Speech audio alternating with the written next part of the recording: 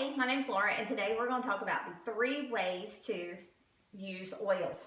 The first way is aromatically. So if you've never seen one of these, this is called a diffuser, okay? And it's very simple to use.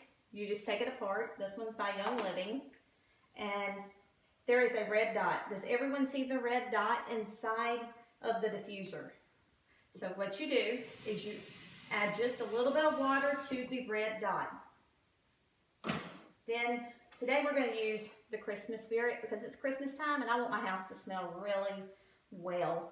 So I'm going to put about 4 to 5 drops of oil in my diffuser. Close up the lid.